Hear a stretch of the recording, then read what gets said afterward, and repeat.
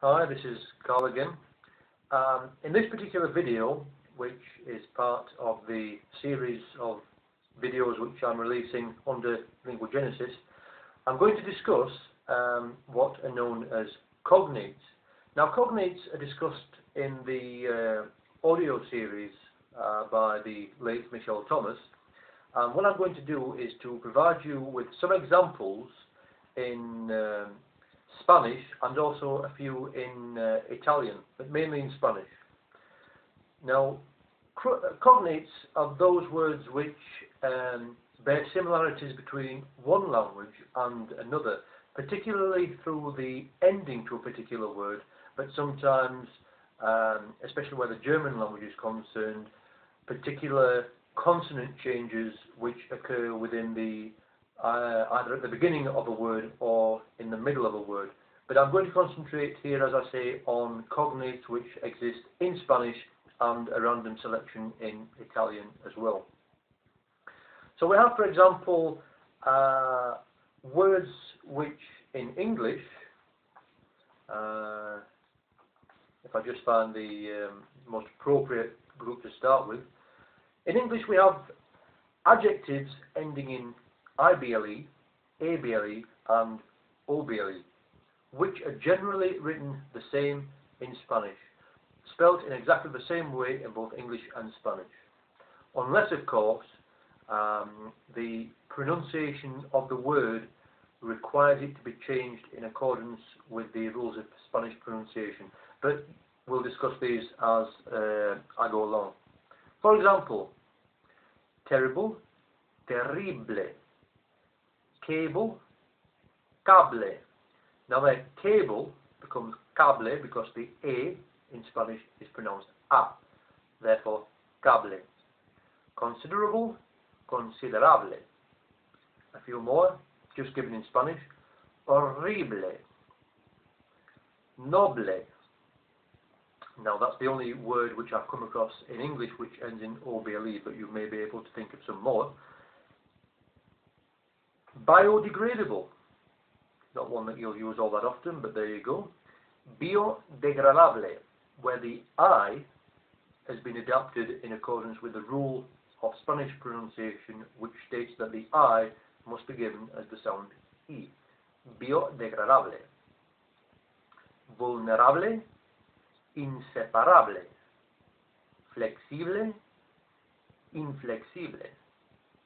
Combustible. And the list continues, and in that particular group I've collated around 70 words, so 70 adjectives which in English end in either ABLE, OBLE or IBLE. I'll just give you a few more which we'll look at. Stable, estable. Now the question is, why has the vowel E been placed in front of the word? Well, there's actually a reason for this. If you think of the Spanish word for Spain, obviously we know it's España. And if in English you have a word which starts with S, followed then immediately by a consonant, then a letter E, the vowel E, must be placed before that particular word when translated into Spanish.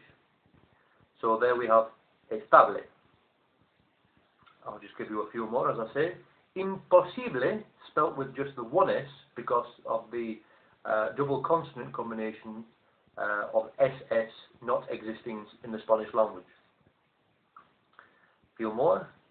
Curable, deplorable, imaginable, imaginable, where the sound of the J, the soft G, becomes in Spanish.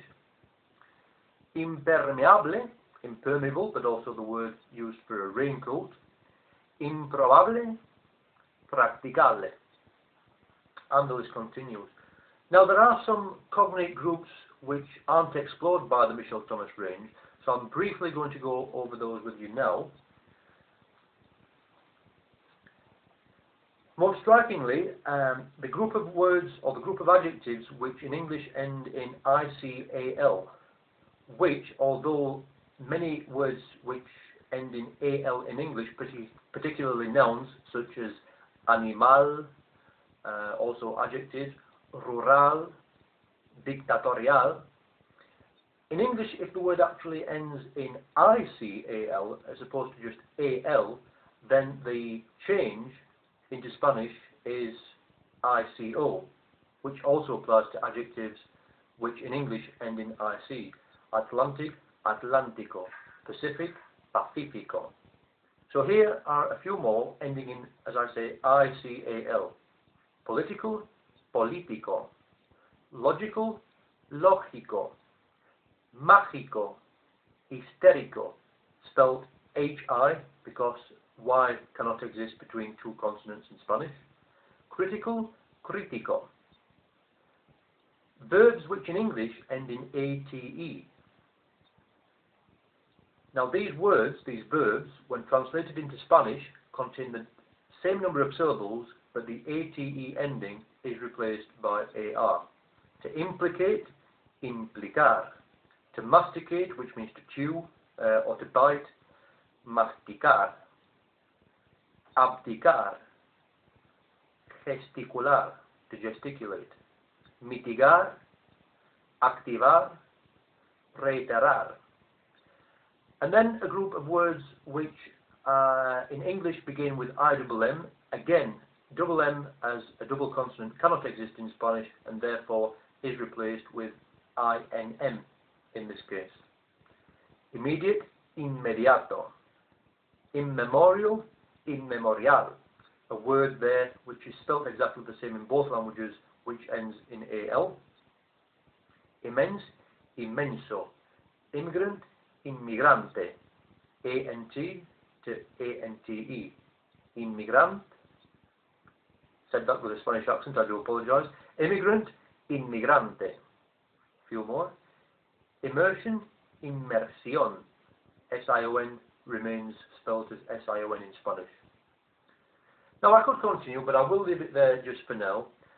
So, as Michel Thomas states on his audio CD courses, there are about, I think he says 4,000 of these words, but my estimation is that there may be as many as 15,000, although I would reckon that maybe between 2,000 and 3,000 of those 15,000 words are ones which would be regularly used and commonly featured in everyday spoken language.